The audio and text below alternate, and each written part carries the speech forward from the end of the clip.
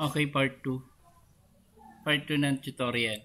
So, tatapos natin sa part 1 itong logo ng schools, name ng school, tapos yung icon sa taas dito sa tab. Ngayon ay reminder lang kung ano yung mga binago lang natin, yun lang muna babaguhin at pakikialaman para hindi basira yung template. Kasi hindi pa tayo ganun ka-expert sa WordPress, baka may magalaw tayong masira yung template. Okay, so kung ano lang yung ginalaw natin sa mga tutorial, yun lang din gagalawin natin para unti-unti as we learn, unti-unti saka tayo magbago ng mga ibang template dito. Okay, now ang papalitan naman natin ngayon dito sa part na ito, sa part 2, ito totoong tumatakbong yung welcome to the official website of school name Caloocan. Papalitan lang natin na school name Caloocan. Okay? Tapos we will try din na i-cover na tong nasa banner. To. Palitan natin yan. Okay?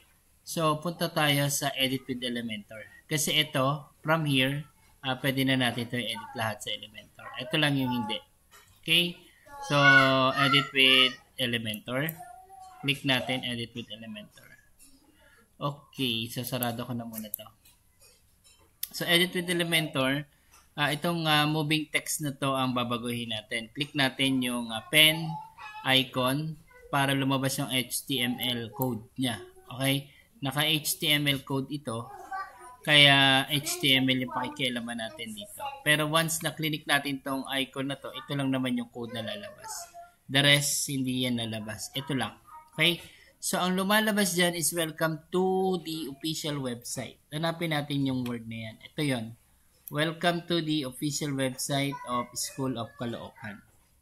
Yan lang yung pakikialaman natin. Okay? Ito lang. So, pwede natin i-drag ng mouse. Kung ayaw na ng mouse, pwedeng shift, then arrow, papunta sa left. Okay? So, yan yung babaguhin natin. Itong text na to. So, ang gusto nating ilagay niya, example ay official website of Kaibiga High School. Okay? So, ikakapital natin lahat. Official website of Kaibiga High School. So, ito yung mag-a-appear dyan. Official website of Kaibiga High School. Then, walang save. Papansin nyo, wala siyang save. So, once na binabago natin yung character, automatic nagre-reflect yun dun. Okay? So, nakasave na siya. Official website of Kaibiga High School. Kaibiga High School. So, ito lang yung ginamit nating logo kanina sa part 1 na tutorial. Next, dito. Itong banner na to. Click lang natin siya. Okay, makikita nyo, image siya. So, nag-drag tayo dito ng image. Okay? So, itong image na to ay papalitan natin. Kunin muna natin yung size ng image. Okay? Paano natin malalaman yung size ng image na yan? Okay? Choose natin yung image. So, ito yung image na yan. Makikita nyo, siya ay naka 200 by 667 pixel. Okay?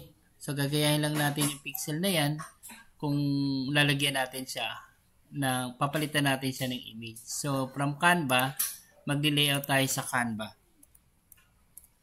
Okay. Canva.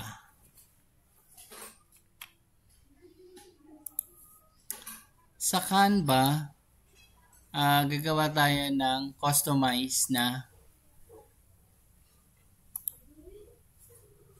pixel lang gagamitin natin. Kasi dito ang ginamit niya ay pixel. So, 2000 by 667 ang kanyang sukat. Okay?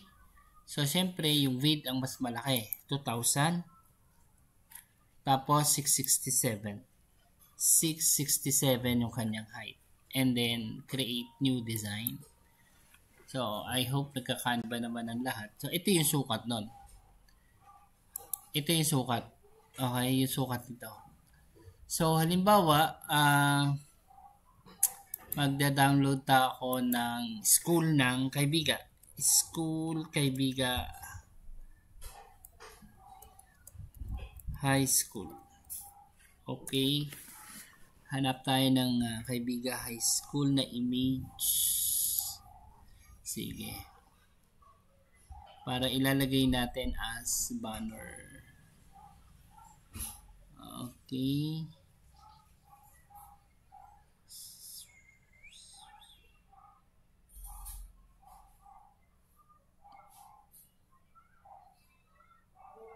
Okay, siguro ito na lang. Save image. Then, save. Sa download. Upload natin siya sa Canva. Upload. Ayan. Then, lagay natin dyan. Sana hindi maging pixelated. Sample lang naman to. So, siyempre, pagka naglagay kayo ng banner sa website nyo, yung maganda. Ayan.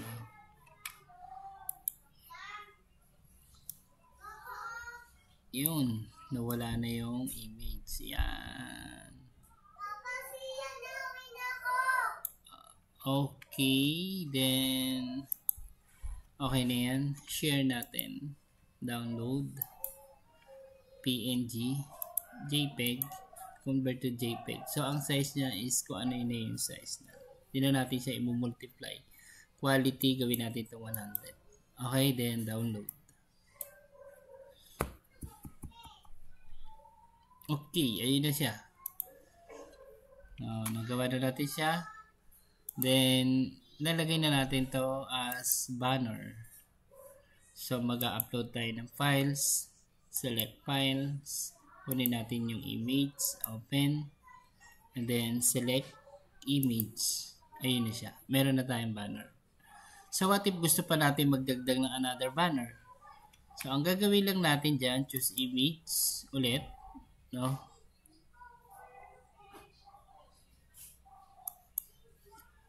Oh, wait. I think image lang yung nakalagay dito. So, dapat ito ay slider. Okay? So, papalitan natin siya. Di-delete ko to. Kasi image lang siya. Okay? So, ito siya, di ba? Dito sa loob na to, magdadagdag tayo ng another column. Okay, nagkamali ako. So, a-undo ko lang siya. Nakikita nyo wala siyang icon ng undo. So, from your keyboard, pwede nyo gamitin yung undo. Undo. Keyboard undo. Okay? So, mag-isa na lang uli siya. Kasi dapat yung ilalagay natin nasa ilalim. Okay? So, add nyo column. I think hindi add nyo column. Ang gagawin natin dito is duplicate. Try natin dito. Duplicate. So, naging dalawa na siya. Then, i-delete natin. Delete na lang natin to. So, from here, ito ang i-duplicate natin. Ayan. So, kaya lang nandun siya sa taas. Let's see if we can drag pababa. Okay. Ayaw niya. Balik tayo. Balik.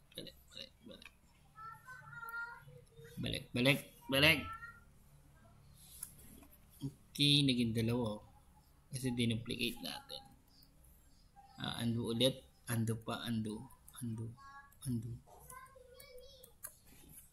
Ayaw mag-undo. So, i-delete na lang natin yung isa. Okay, dahil na doble. Asan na siya? Ayun siya. Okay. So, ito kasi dapat ay bumaba. But since ang dinagdag natin ay column, delete natin yung column. Okay. Isang structure na siya ulit. Ngayon,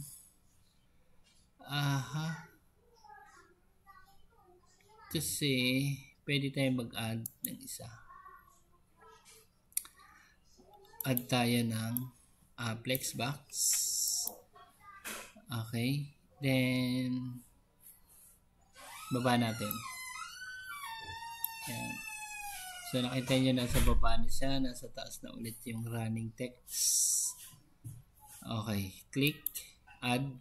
To add ay image. Image yung nakalagay kanina. So, pag image yan, isa lang yan. Ang gagawin natin dito is slider para maraming picture. Okay. So, may slider dito sa... So, avoid nyo muna pala yung Pro. Huwag muna kayo maggamit ng Pro. Okay. Nasaan na ba? Image carousel. Ayan. Drag lang natin yung image carousel. So, ito na siya. Meron na tayong box for image carousel. Magdagdag tayo ng image. Select image. Kunin natin uli yun. And then, open. Ayan. Then, load more. So, kailangan meron tayong iba pang picture doon. Mag-i-edit tayo ulit sa Canva. At tayo para yung size, nandiyan yung size. Okay? So, example natin ng image, ito lang nasa Canva. Ito. Okay, sample lang naman itong image nito. Okay. Yan. Then, save natin ulit. Download. Ang ida-download natin is yung page 2. Then, JPEG 100% ulit. Download. Okay, nandito na siya sa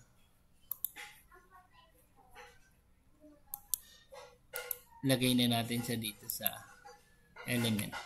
Okay. So, upload file, select files, yung ginawa natin sa Canva, open. Nandito na siya. Then, add natin yan sa gallery. So, meron na tayong dalawang picture sa gallery, insert gallery. Okay. Meron na siyang pictures. Ngayon, babaguhin natin yung kanyang format. Okay. Yung dots, okay lang na ilagay natin dyan. Image stretch, no, para maintain yung image. Okay, link, caption, blah blah blah, thumbnail. So, dapat siya ay naka-full. Okay, full screen siya. 3 image na naka-display at a time. So, dapat 1 image lang. Image carousel. Resolution, slide, previous arrow. Image stretch. Okay. Since may arrow na rito, pwede na tayo maglagay ng dots. Arrow and dots. Nothing na. Arrow lang. Ayan. Para maganda. Ngayon, image resolution full. Slide to show default 1 image. Ayun, nakuha natin. 1 image lang. 1 at a time. O, diba? Okay, slide to show 1 image stretch. No, wag na stretch para yung proportion na image andun pa rin. Okay na. So, napalitan na natin yung tumatakbong text dito.